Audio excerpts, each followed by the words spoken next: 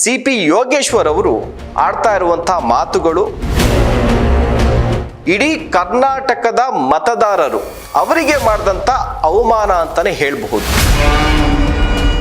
ಕೇವಲ ಒಂದೇ ಒಂದು ತಿಂಗಳಲ್ಲಿ ಎಲ್ಲರನ್ನ ನಾನು ಕಾಂಗ್ರೆಸ್ಗೆ ಕರ್ಕೊಂಡ್ಬರ್ತೀನಿ, ಇಲ್ಲ ಅಂದ್ರೆ ನನ್ನ ಹೆಸರು ಯೋಗೇಶ್ವರೇ ಅಲ್ಲ. ಸಿ.ಪಿ. ಯೋಗೇಶ್ವರ್ ಅವರು ಇಂತಹ ದುರಂಕಾರದ ಮಾತನ್ನ ಆಡ್ತಾ ಇದ್ದಾರಾ? ನೀವೇ ಬಿಜೆಪಿನಲ್ಲಿ ಟಿಕೆಟ್ ಸಿಗ್ತಾ ಇಲ್ಲ ಅಂತೇಳಿ ಕೈಕಾಲು ಹಿಡಿದು ಕಾಂಗ್ರೆಸ್ ಪಕ್ಷಕ್ಕೆ ಹೋಗಿದ್ದೀರಾ. ಯೋಗೇಶ್ವರ್ ಅವ್ರಿಗೆ ಈ ಚುನಾವಣೆ ಸೋತಿದ್ರೆ ಅವ್ರಿಗೆ ಭವಿಷ್ಯ ಇರ್ತಾ ಇರಲಿಲ್ಲ. ನಮಸ್ಕಾರ, ಪೊಲಿಟಿಕಲ್ ಸ್ಪೆಷಲ್ಗೆ ಸ್ವಾಗತ. ನಾನ್ ಶಿವಪ್ರಸಾದ್ ಮಾಗಡಿ. ಯಾವುದೇ ಒಬ್ಬ ಪಕ್ಷದ ಜನನಾಯಕ ಶಾಸಕನಾಗಿ ಅಥವಾ ಸಂಸದನಾಗಿ ಆಯ್ಕೆ ಆಗ್ತಾನೆ ಅಂತಂದ್ರೆ ಆ ಕ್ಷೇತ್ರದ ಮತದಾರರು ಕೊಟ್ಟಂತ ಮತಭಿಕ್ಷೆಯಿಂದ. ಗೆಲ್ಲುವ ಮುನ್ನ ಕೈಕಾಲಿಡಿದು ಅಣ್ಣ ಅಪ್ಪ ನೀವೇ ನನ್ನನ್ನು ಗೆಲ್ಲಿಸ್ಬೇಕು, ನೀವೇ ದೇವರು ಅಂತ ಹೇಳಿ ಮತವನ್ನ ಪಡೆದಂಥ ಜನಪ್ರತಿನಿಧಿಗಳು ಗೆದ್ದಾದ್ಮೇಲೆ ತಮ್ಮ ವರಸೆ, ತಮ್ಮ ಮಾತಿನ ಶೈಲಿ ಎಲ್ಲವನ್ನ ಕೂಡ ಬದಲಾಯಿಸ್ತಾರೆ. ಎಲ್ಲರೂ ಅಲ್ಲ, ಕೆಲವರು ಮಾತ್ರ. ಯಾಕೆ ಇವತ್ತು ಈ ವಿಚಾರ ಮಾತನಾಡ್ತಾ ಇದ್ದೀವಿ?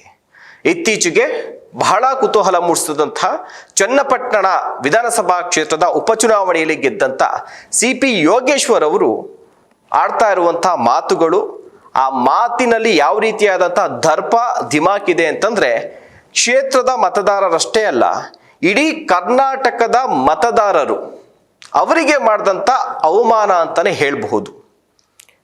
ಯಾಕೆಂದ್ರೆ ಯಾವುದೇ ಒಬ್ಬ ಶಾಸಕ ಗೆಲ್ತಾನೆ ಅಂತಂದ್ರೆ ನಾ ಹೇಳಿದ್ನಲ್ಲ, ಜನರು ಕೊಡುವಂಥ ಮತದಾರರು ಹಾಕುವಂಥ ಮತಭಿಕ್ಷೆಯಿಂದ ಆತ ಗೆಲ್ತಾನೆ. ಹೀಗೆ ಪ್ರಜಾಪ್ರಭುತ್ವ ವ್ಯವಸ್ಥೆಯಲ್ಲಿ ಜನಗಳಿಂದ ಆಯ್ಕೆಯಾಗಿ ಬಂದಂತಹ ಒಬ್ಬ ಜನಪ್ರತಿನಿಧಿಯನ್ನ ಅಧಿಕಾರದಿಂದ ಕೆಳಗೆ ಇಳಿಸುವಂತಹ ಆ ಪವರು, ತಾಕತ್ತು ಮುಂದಿನ ಚುನಾವಣೆಯಲ್ಲಿ ಮತದಾರರಿಗೆ ಮಾತ್ರ ಇರುತ್ತೆ. ಅಂತಹ ಶಾಸಕರನ್ನ, ಒಂದು ಪಕ್ಷದ ಕಂಪ್ಲೀಟ್ ಶಾಸಕರನ್ನ, JDS ನಲ್ಲಿರುವಂಥ ಈಗ 18 ಶಾಸಕರಿದ್ದಾರೆ, 18 ಶಾಸಕರನ್ನ ನನಗೆ ನನ್ನ ಪಕ್ಷ ಟಾಸ್ಕ್ ಕೊಟ್ರೆ ಕೇವಲ ಒಂದೇ ಒಂದು ತಿಂಗಳಲ್ಲಿ ಎಲ್ಲರನ್ನ ನಾನು ಕಾಂಗ್ರೆಸ್ಗೆ ಕರ್ಕೊಂಡ್ಬರ್ತೀನಿ, ಇಲ್ಲ ಅಂದ್ರೆ ನನ್ನ ಹೆಸರು ಯೋಗೇಶ್ವರೇ ಅಲ್ಲ. ಇಂತಹ ದರ್ಪ ದಿಮಾಕಿನ ಮಾತು ಬೇಕಾ? ಇಂತಹ ಪ್ರಶ್ನೆ ಮೂಡುತ್ತೆ. ಇತ್ತೀಚೆಗೆ ಏಷ್ಯಾನೆಟ್ ಸುವರ್ಣ ನ್ಯೂಸ್ ಅವರ್ ಕಾರ್ಯಕ್ರಮದಲ್ಲಿ ಅಜಿತ್ ಸರ್ ಅವರು ನಡೆಸ್ಕೊಡುವಂತಹ ಕಾರ್ಯಕ್ರಮದಲ್ಲಿ ಸಿ.ಪಿ. ಯೋಗೇಶ್ವರ್ ಅವರು ಗೆದ್ದ ಮೇಲೆ ಭಾಗಿಯಾಗ್ತಾರೆ. ಆ ಕಾರ್ಯಕ್ರಮದಲ್ಲಿ ಒಂದು ಪ್ರಶ್ನೆ ಬರುತ್ತೆ. ಆ ಪ್ರಶ್ನೆಗೆ ಉತ್ತರ ಕೊಡುವಂತಹ ಸಂದರ್ಭದಲ್ಲಿ ಯಾರು ಕೂಡ ನೀವು JDS ಶಾಸಕರನ್ನ ಕರ್ಕೊಂಡ್ಬರ್ತೀರಾ ಅನ್ನುವಂಥ ಪ್ರಶ್ನೆಯಲ್ಲಿ ಯಾರು ಕೂಡ ಮಾಡಲ್ಲ. ಸ್ವತಃ ಅವರೇ ಅವರ ಮನಸ್ಸಲ್ಲಿರುವಂಥ ವಿಚಾರವನ್ನ ಎಷ್ಟು ಒಬ್ಬ ಜನಪ್ರತಿನಿಧಿಯಾಗಿ ಈಗ ಆಯ್ಕೆಯಾಗಿದ್ದಾರೆ. ಮೊನ್ನೆ ಅಷ್ಟೇ ಶಾಸಕರಾಗಿರುವಂಥದ್ದು, ಅದು ಸಾಕಷ್ಟು ಕಷ್ಟಪಟ್ಟು 2 ಸರಿ ಸೋತು 3ನೇ ಸರಿ ಶಾಸಕರಾಗಿದ್ದಾರೆ. ಅಂತಹ ಶಾಸಕರು ಇನ್ನೂ ಕೂಡ ಅವರ ಪಕ್ಷದಲ್ಲೇ, ಅಂದ್ರೆ ಕಾಂಗ್ರೆಸ್ ಪಕ್ಷ ಈಗ ಅವರು ಅದರಲ್ಲೇ ಅವರು ಇನ್ನೂ ಗುರುತಿಸ್ಕೊಂಡಿಲ್ಲ. ಇನ್ನೂ ಕೂಡ ಕ್ಷೇತ್ರಕ್ಕೆ ಹೋಗಿ ಮತದಾರರಿಗೆ ಧನ್ಯವಾದ ಹೇಳಬೇಕು. ಅಂತಹ ಸಂದರ್ಭದಲ್ಲಿ ಅವರು ಆಡಿರುವಂಥ ಮಾತುಗಳಿದೆಯಲ್ಲ, ಆ ಮಾತುಗಳಿಗೆ ಚನ್ನಪಟ್ಟಣದ ಮತದಾರರೇ ಆಕ್ರೋಶವನ್ನು ವ್ಯಕ್ತಪಡಿಸಿದ್ದಾರೆ. ಈ ಕ್ಲಿಪ್ ಇದೆಯಲ್ಲ, ಇದು ಸಂಪೂರ್ಣವಾದ ಕ್ಲಿಪ್ ಆ ಸುವರ್ಣ ನ್ಯೂಸ್ ಚಾನಲ್ ಅಲ್ಲೇ ಇದೆ. ಆ ವಿಡಿಯೋಗೆ ಬಂದಿರುವಂಥ ಕಮೆಂಟ್ಗಳನ್ನ ನೀವು ಓದಿ. ಒಂದು 10 ಕಮೆಂಟ್ ಓದಿ, ಜಾಸ್ತಿ ಬೇಡ, ಸಾಕಷ್ಟು ಕಮೆಂಟ್. ಒಂದು 10 ಕಮೆಂಟ್ ಓದಂಥ ಸಂದರ್ಭದಲ್ಲಿ ಚನ್ನಪಟ್ಟಣದ ಮತದಾರರು, ಇವ್ರಿಗೆ ವೋಟ್ ಹಾಕಿರುವಂಥ ಮತದಾರರ ಸಹಿತ ಕಮೆಂಟ್ಗಳನ್ನ ಮಾಡಿದ್ದಾರೆ. ಈ ಮಾತು ನೀವು ಆಡ್ಬೇಕಾ? ಇದಕ್ಕೋಸ್ಕರ ನಾವು ಗೆಲ್ಸಿದ್ವಾ? ನೀವೇನಾದ್ರು ಚುನಾವಣಾ ಪ್ರಚಾರದ ಟೈಮಲ್ಲಿ ಈ ಮಾತನ್ನೇನಾದ್ರು ಕೂಡ ನಾನು ಗೆದ್ರೆ JDSನ ಅಷ್ಟು ಜನ ಶಾಸಕರನ್ನ ಕಾಂಗ್ರೆಸ್ ಕರ್ಕೊಂಡ್ಬರ್ತೀನಿ, JDS ಪಕ್ಷವನ್ನ ಇಲ್ಲದಂತೆ ಮಾಡ್ತೀನಿ, ಈ ರೀತಿಯಾದಂಥ ಹೇಳಿಕೆ ನೀವೇನಾದ್ರು ಕೊಟ್ಟಿದ್ರೆ ನಾವು ಖಂಡಿತ ನಿಮ್ಗೆ ಓಟ್ ಆಗ್ತಾ ಇರಲಿಲ್ಲ ಅನ್ನುವಂಥ ರೀತಿಯಾದಂಥ ಸಾಕಷ್ಟು ಕಮೆಂಟ್ಗಳು. ಒಂದು ಪಾಸಿಟಿವ್ ಕಮೆಂಟೇ ಬಂದಿಲ್ಲ. ಸೊ ಅದನ್ನ ನೀವು ಅರ್ಥ ಮಾಡ್ಕೊಬೇಕು ಅವರ ಹೇಳಿಕೆಗೆ ಎಷ್ಟು ಆಕ್ರೋಶ ಇದೆ ಅನ್ನುವಂಥದ್ದು.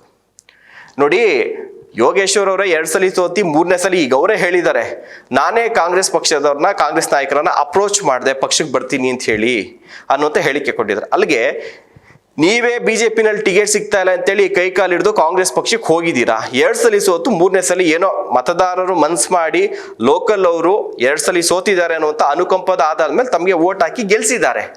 ಜೊತೆಗೆ DK ಶಿವಕುಮಾರ್ ಅವರು ಕಾಂಗ್ರೆಸ್ ಪಕ್ಷದ ನಾಯಕರು ಕೂಡ ಒಂದಷ್ಟು ಗ್ರೌಂಡ್ ವರ್ಕ್ ಅನ್ನ ಮಾಡಿದ್ದಾರೆ. ಸೊ ಅವರ ಒಂದು ಕೃಪಾ ಕಟಾಕ್ಷ, ಮತದಾರರು ನಿಮ್ಮ ಮೇಲೆ ಇಟ್ಟಂಥ ಒಂದು ಅನುಕಂಪದ ಆಧಾರದ ಅಲೆ ಮೇಲೆ ತಾವು ಗೆದ್ದಿದ್ದೀರಿ.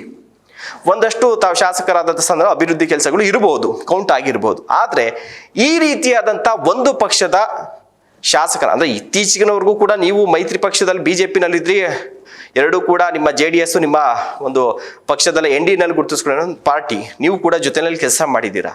ಸೊ ಅಲ್ಲಿ ಟಿಕೆಟ್ ಸಿಕ್ಕಿಲ್ಲ ಅಂತೇಳಿ ಇಲ್ಲಿ ಬಂದು ಶಾಸಕರಾದ್ಮೇಲೆ ಮಾಡಬೇಕಾಗಿರುವಂಥ ಸಾಕಷ್ಟು ಕೆಲಸಗಳಿದೆ, ಅದ್ರ ಬಗ್ಗೆ ಮಾತಾಡೋದು ಬಿಟ್ಟು ಇಷ್ಟು ಜನ 18 ಜನ, ಇಲ್ಲಿ ಒಂದು ಬೇಸಿಕ್ ಪ್ರಶ್ನೆ, 18 ಜನ ಶಾಸಕರನ್ನ ನಾನು ಮನ್ಸು ಮಾಡಿದ್ರೆ ಒಂದೇ ತಿಂಗಳಲ್ಲಿ ಕರ್ಕೊಂಡ್ಬರ್ತೀನಿ, ಇಲ್ಲ ನನ್ನ ಹೆಸರು CP ಯೋಗೇಶ್ವರ ಎಲ್ಲ ಅಂತ ಹೇಳ್ತಿರಲ್ಲ, 18 ಜನರನ್ನ ನೀವು ಗೆಲ್ಸಿದ್ರ ಅಥವಾ ನೀವು ಟಿಕೆಟ್ ಕೊಡ್ಸಿದ್ರ? ನೀವೇ ಟಿಕೆಟ್ಗೋಸ್ಕರ ಒದ್ದಾಡ್ಕೊಂಡು ಹೆಂಗೋ ಗೆದ್ದಿದ್ದೀರಿ. ಅಂಥದ್ರಲ್ಲಿ ಒಂದು ಪಕ್ಷದಿಂದ ಟಿಕೆಟ್ ಅನ್ನ ಪಡ್ಕೊಂಡು ಜನರ ಆಶೀರ್ವಾದದಿಂದ ಜನರ ಬಳಿಯಲ್ಲಿ ಹೋಗಿ ಮತಗಳನ್ನ ಕೇಳಿ ಜನರ ಹಾಕಿರುವಂತಹ ಮತಭಿಕ್ಷೆ ಅಂತ ಕೋಟ್ಯಾಂತರ 18 ಜನ ಗೆಲ್ಲಬೇಕು ಅಂದ್ರೆ ಲಕ್ಷಾಂತರ ಜನ ಓಟ್ ಹಾಕಿರ್ತಾರೆ. ಅವರು ಓಟ್ ಹಾಕಿ ಗೆಲ್ಸಿರುವಂಥವ್ರನ್ನ ನೀವು ಚಿಟ್ಕೆ ಹೊಡೆಯೋಷ್ಟರಲ್ಲಿ ಒಂದು ತಿಂಗಳು ನಾನು ಕರ್ಕೊಂಡ್ಬರ್ತೀನಿ ಅಂತ ಹೇಳ್ತೀರಾ ಅಂದ್ರೆ ಅಷ್ಟು ಮತದಾರರಿಗೆ ಮಾಡಿದಂಥ ಅವಮಾನ, ನಿಮ್ಮನ್ನ ಒಂದು ಅನುಕಂಪದ ಆಧಾರದ ಮೇಲೆ ಒಂದು ಭರವಸೆ ಇಟ್ಟು ಗೆಲ್ಸಿದ್ರಲ್ಲ ಚನ್ನಪಟ್ಟಂತ ಮತದಾರರು, ಅವ್ರಿಗೆ ಮಾಡಿರುವಂಥ ಅವಮಾನ, ಓವರಲ್ ಆಗಿ ಪ್ರಜಾಪ್ರಭುತ್ವ ವ್ಯವಸ್ಥೆಯಲ್ಲಿ ಮತದಾರರಿಗೆ ಮಾಡ್ತಾ ಇರುವಂಥ ಅವಮಾನ. ಇದು ಕೇವಲ ಯೋಗೇಶ್ವರ ಅಲ್ಲ, ಯಾರೇ ಈ ರೀತಿಯಾಗಿ ಅವರು ನಾವು ಕರ್ಕೊಂಡ್ಬರ್ತೀವಿ, ಆಪರೇಷನ್ ಮಾಡ್ತೀವಿ, ಈಗ ನೋಡಿ ಕಾಂಗ್ರೆಸ್ ಅವರು ಆಪರೇಷನ್ ಮಾಡ್ತಿದ್ದಾರೆ, ಆಪರೇಷನ್ ಅನ್ನೋ ಪದವನ್ನ ಪರಿಚಯ ಮಾಡಿದಂಥ BJP-ನವರು ಯಾರೇ ಮಾಡಿದ್ರು ಕೂಡ ಇದು ಪ್ರಜಾಪ್ರಭುತ್ವ ವ್ಯವಸ್ಥೆಯಲ್ಲಿ ತಪ್ಪು ಅನ್ನುವಂಥದ್ದು. ಅದನ್ನ ಈ ರೀತಿಯಾಗಿ ಗೆದ್ದು ಇನ್ನೂ 15 ದಿವಸ ಆಗಿಲ್ಲ. ಸೊ ತಮ್ಮ ಕ್ಷೇತ್ರದಲ್ಲಿ ಸಾಕಷ್ಟು ಸಮಸ್ಯೆಗಳಿದೆ, ಅದ್ರ ಬಗ್ಗೆ ಅಭಿವೃದ್ಧಿ ಕಾರ್ಯಗಳ ಬಗ್ಗೆ ಮಾತನಾಡಬೇಕಾದಂಥ ಅನುಭವ ಇರುವಂಥ ಮಂತ್ರಿಗಳಾಗಿ ಹಲವು ಬಾರಿ ಶಾಸಕರಾಗಿ ಆಯ್ಕೆಯಾದಂಥ CP ಯೋಗೇಶ್ವರ್ ಅವರು ಇಂತಹ ದುರಂಕಾರದ ಮಾತನ್ನ ಆಡ್ತಾ ಇದ್ದಾರಾ?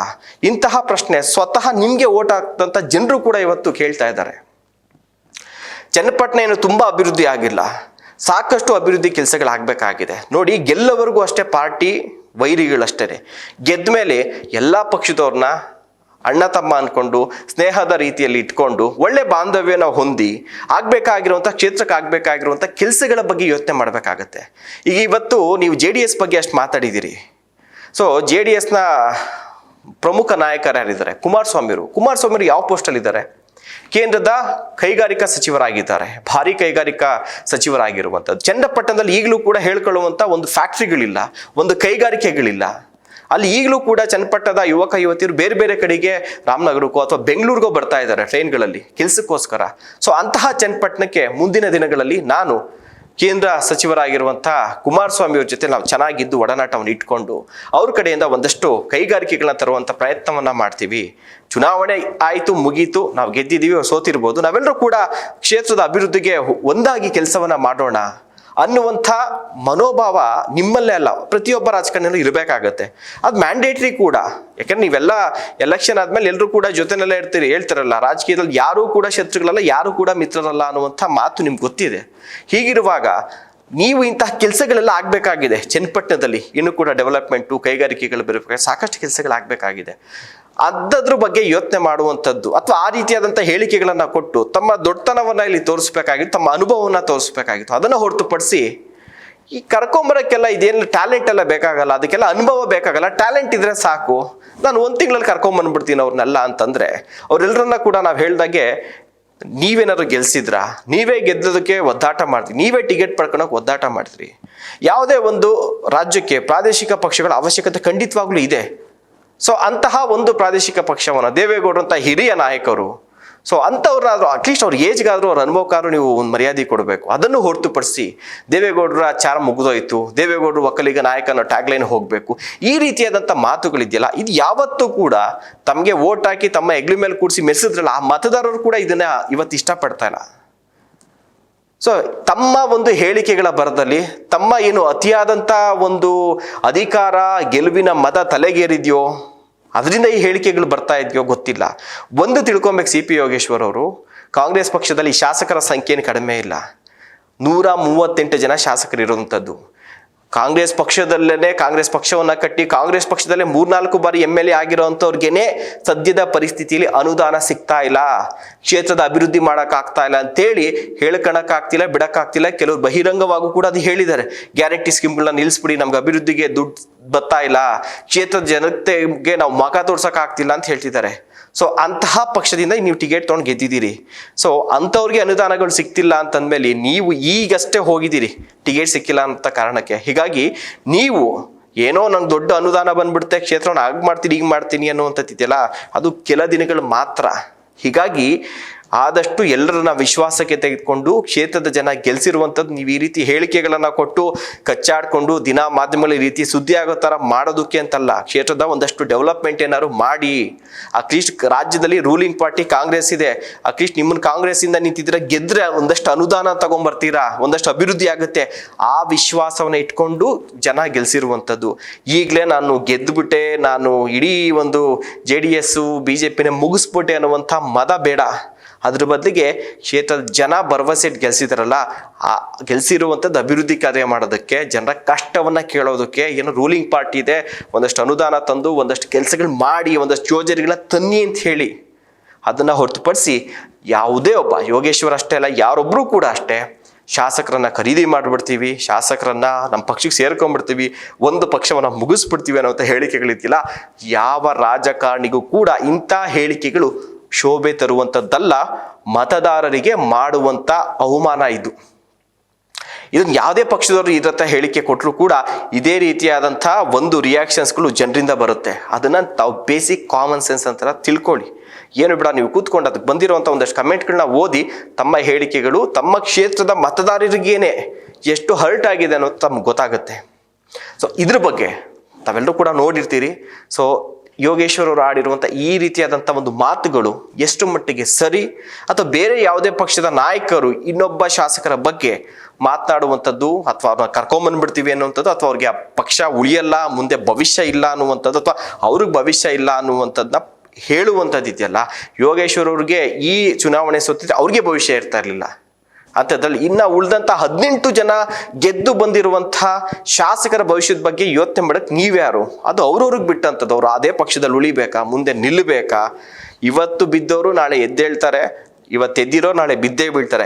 ಇದು ಬಹುಶಃ ಯೋಗೇಶ್ವರ್ ಅವ್ರಿಗೆ, ಯಾಕಂದ್ರೆ ಯೋಗೇಶ್ವರ್ ಸಾಕಷ್ಟು ಸಾರಿ ಬಿದ್ದಿದ್ದಾರೆ, ಎದ್ದಿದ್ದಾರೆ. ಆದ್ರೂ ಯಾಕೆ ಈ ರೀತಿಯಾದಂಥ ದರ್ಪ ದೌಲತ್ತಿನ ಮಾತುಗಳು ಬರ್ತಿದ್ಯೋ, ಅದಕ್ಕೆ ಆ ಕ್ಷೇತ್ರದ ಮತದಾರರು ಮುಂಬರುವಂಥ ದಿನಗಳನ್ನು ಆನ್ಸರ್ ಕೊಡ್ತೀವಿ ಅನ್ನುವಂಥ ಕಮೆಂಟ್ ಕೂಡ ಈಗ ಆಲ್ರೆಡಿ ಸಾಕಷ್ಟು ಬಂದಿರುವಂಥದ್ದು. ಸೊ ಇದ್ರ ಬಗ್ಗೆ ತಾವೇನು ಹೇಳ್ತೀರಾ? ತಾವು ಕೂಡ ದಯಮಾಡಿ ಕಮೆಂಟ್ ಬಾಕ್ಸಲ್ಲಿ ತಿಳಿಸಿ ಅಂತ ಹೇಳ್ತಾ ಕಾರ್ಯಕ್ರಮ ಮುಗಿಸ್ತಾ ಇದ್ದೀವಿ. ನಮಸ್ಕಾರ.